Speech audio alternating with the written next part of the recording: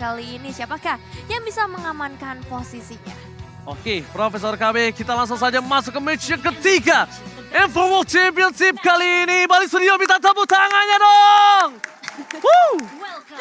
Wow, gitu ramai juga ya ternyata kali ini para pendukung dari kedua tim yang akan bertanding dan terlihat ada perbedaan setup kali ini di mana seorang Sunshine mencoba untuk memberikan sedikit backupan menuju ke arah seorang TNZ. Yes, betul banget. Dibantu lebih cepat lagi untuk mendapatkan satu buah purple buff.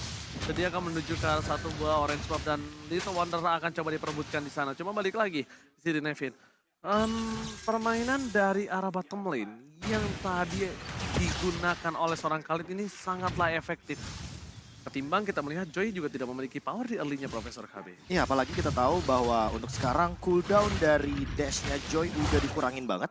Jadi perlu diperhatikan bahwa ketika nantinya Yellow Flash tidak memiliki efek dash lagi, tentu dia tidak akan memiliki escape ability lagi. Makanya dia membawa satu buff Vengeance untuk mereduce damage yang akan diterima dari Incendio Supremacy. Kembalikan semua damage yang telah diterima. Tapi lihat belum level 4, masih level 3. Mencoba untuk kembali menuju ke arah seorang Rosa. Tapi nampaknya tidak berhasil dan memilih untuk mundur karena Rosa dan di arah bottom lane. Execute belum ada.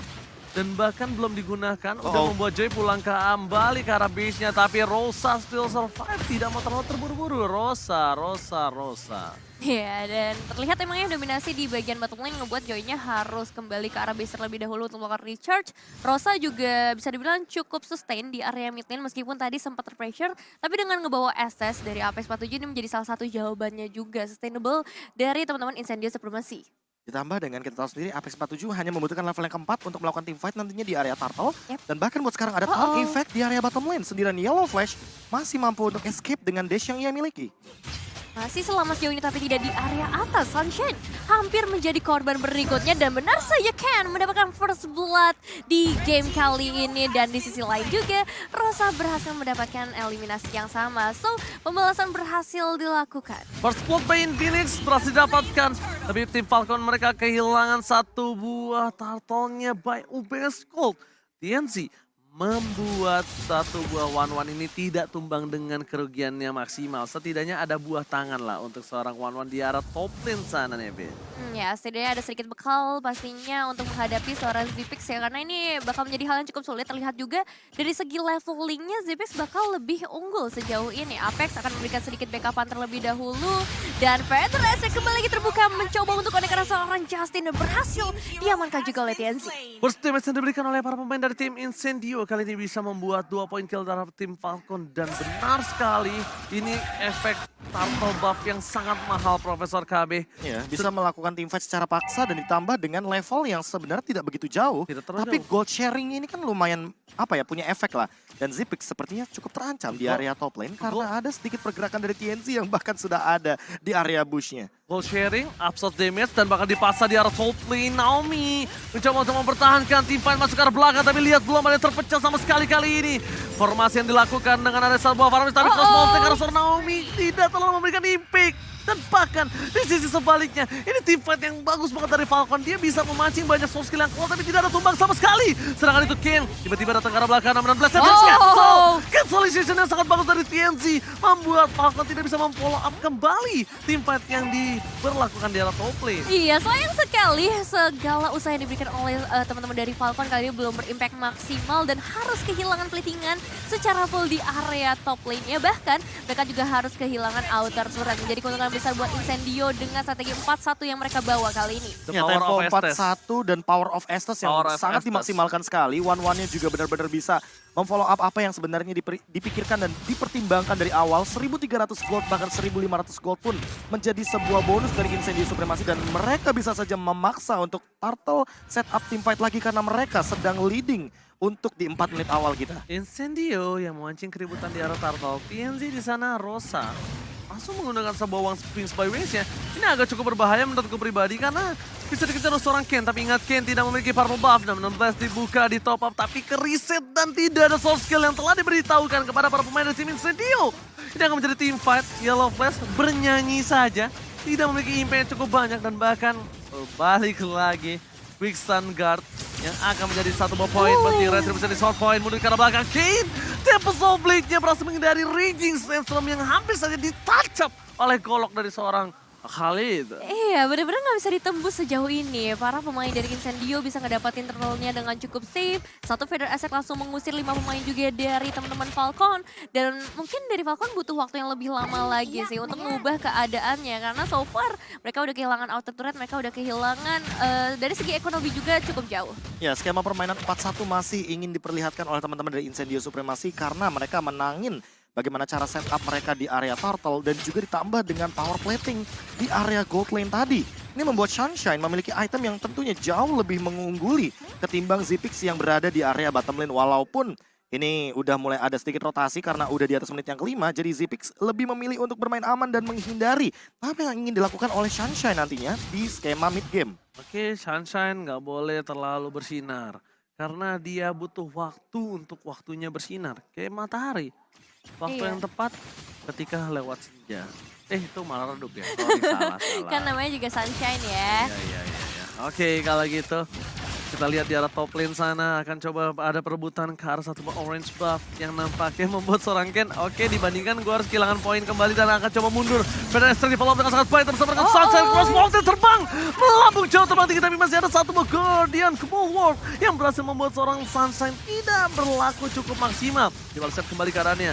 Heavy crossbow, Tianzi terlalu masuk ke arah belakang dan tidak ditemani oleh seorang tetap ternyata. Oh my god, sampai 47 save the day. Dibalikan kembali karannya, fokus ke arah depan. Satu poin telah didapatkan dan ternyata Tianzi still survive.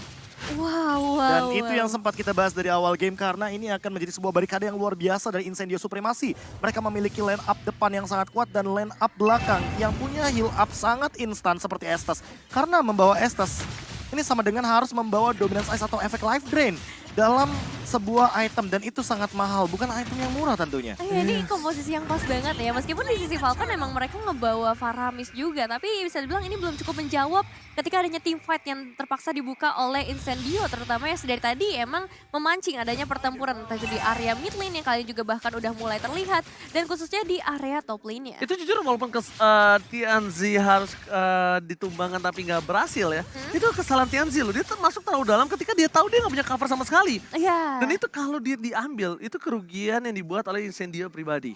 Jadi menurut aku sebenarnya tadi ini Estes dari Apex 47 benar-benar menyelamatkan hari dari Incendio yang mungkin saja di momen itu dia bisa dibalikan kembali loh keadaannya Profesor dan juga Iya, apalagi lihat deh pokingan damage dari Rosa sekarang yang udah memiliki beberapa item core-nya.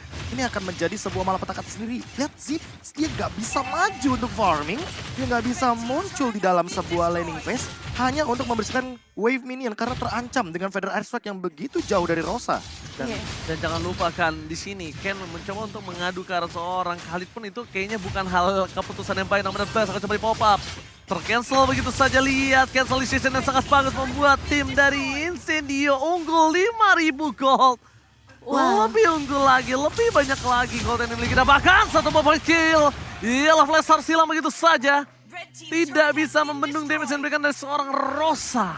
Wow, padahal sebenarnya Naomi ini diharapkan untuk menciptakan momentum karena dari bayangan mereka juga Incendio bakalan sering banget ke arah teamfight dan memang terbukti dari tadi mereka ngebawa metode 4-1 di dalam game kali ini. Tapi dengan gap seperti ini nampaknya strategi 4-1 udah bukan jadi prioritas mereka. Incendio udah terlalu unggul juga dan kita bakal lihat instant replaynya by Infinix Note Series. Ya, ini dia sebuah setup yang begitu matang yang di follow up dengan cepat juga bagi Rosa karena dia sudah langsung merespon apa yang dilakukan oleh Alien dengan satu Raging Sandstorm yang sangat on point sekali. Dan Ken hanya memiliki satu winning condition yang tersisa. Split push dengan formasi 4-1 dengan syarat teman-teman dari Falcon mampu untuk mempertahankan bagaimana serangan yang dibuat oleh 4 pemain dari Incendio Supremacy. Itu pedang keduanya aja terlalu sakit. Tapi lihat di arah bottom lane akan ada ganking terhadap seorang Khalid. Dan di arah top lane mereka harus mendapatkan satu buah Lord setidaknya.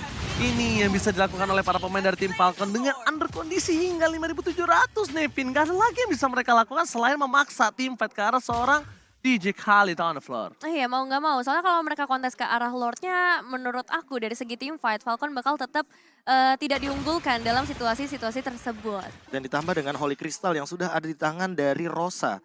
Ini dia sebenarnya malapetaka bagi teman-teman dari Falcon. Karena sekali aja kena Feather Airstrike, kalian bisa bayangkan betapa besar damage yang nanti akan diterima. Dan bahkan itu belum Feather Airstrike, udah tidak ada Faramis kembali. Ken ini sedikit bingung untuk mencoba melakukan follow up karena tidak bisa, dia bisa lakukan.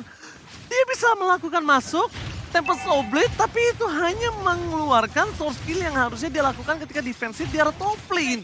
Terlalu berbahaya, terlalu beresiko juga, apalagi Lordnya kali ini udah mulai mendekat dari sisi top lane-nya. 5 pemain dari Incendio juga udah mulai bersiap-siap pastinya di sisi yang berbeda karena Alien masih dikirim di bagian bottom lane Ranger Mas. Alright, top lane, TNZ masuk terlalu dalam, berhasil melakukan yellow please, tidak mau masuk, terlalu terburu-buru karena mereka menunggu Lordnya masuk ke arah base yang dimiliki oleh tim Falcon. Sedangkan di arah bottom lane, base turretnya kembali telah pecah dari pasif yang dia miliki, Nevin. Wah, ini bakal jadi satu bahaya juga ya ketika base turretnya udah mulai terpecahkan, tapi masih ada Magic Sentry pastinya yang bisa dikeluarkan untuk setidaknya mendapatkan informasi penting keberadaan dari Incendio dan memaksa mereka keluar dari tempat persembunyian tersebut. Vader Esther dikeluarkan, all in di depan sana, tebak DJ Khalid berhasil mendapatkan execute-nya. Tempest Oblate for defensive, base turretnya still survive, tapi ini tidak berlangsung lama karena lihat Alien dengan quick sun guard-nya kembali lagi bertengger dengan keras dan menjadi badan dari tim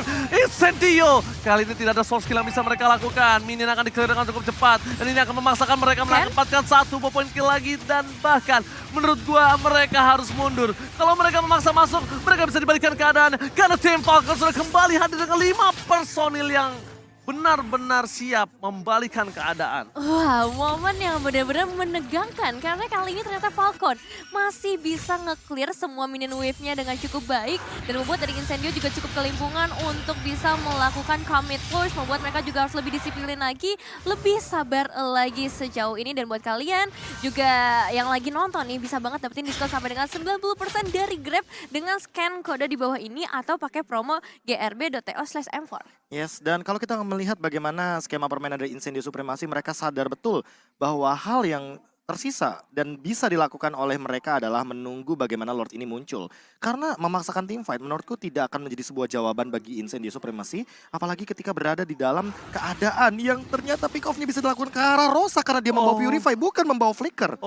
Rosa dikejar begitu saja dan bahkan di depan sana Lord Enhance telah muncul. Tempest Oblate telah digunakan. Ini kerugian untuk tim Falcon. Mereka tidak bisa tim fight di arah Lord.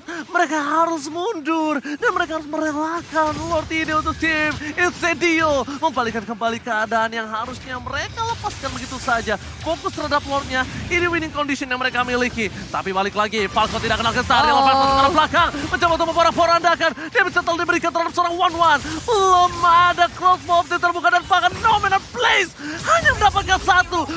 Mr. Takedown, Raging Sesame ke arah belakang. Tidak berhasil mendapatkan seorang Irithel, tapi Irithel tersangkut double kill.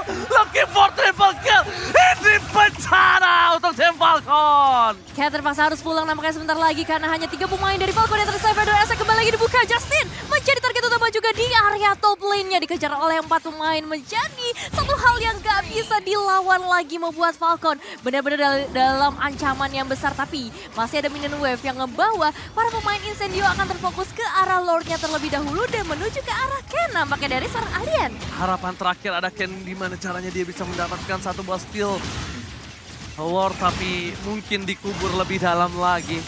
Memilih untuk mencoba mengambil ke arah orange buff, melepaskan Lord. Tidak ada lagi yang bisa dilakukan Ken. Bahkan dia harus menggunakan retribution untuk mundur. Dia bakal coba dikejar habis-habisan. Alien is coming. Dan untungnya dia bisa naik ke atas. Tapi bukan hanya itu. Where are you going, Ken? Gak boleh pulang.